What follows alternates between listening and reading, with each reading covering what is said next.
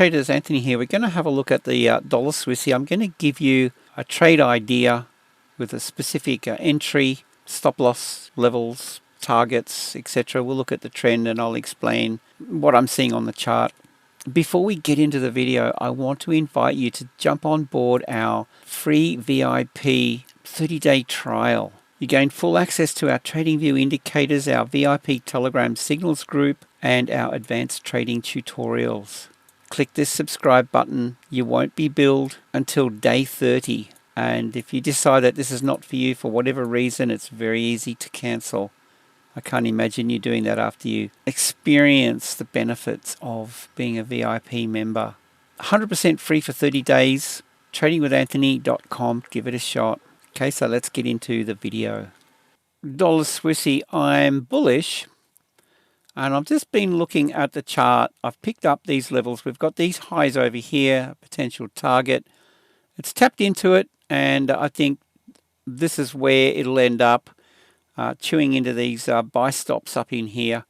And the next target up would be the high above this, or this candle here. So there's another target.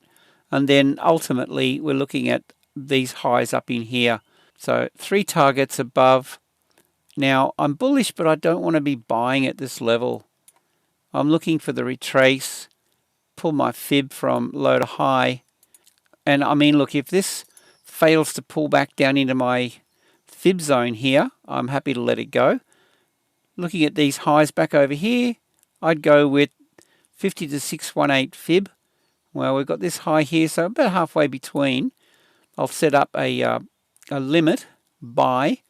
Ultimately, I'm looking for, have a look, see what I've done with the Fibonacci.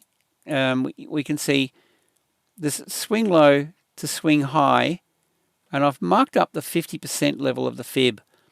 What I do is I project that forward, so we've got the 0 level here, and then 50% projected as a potential target.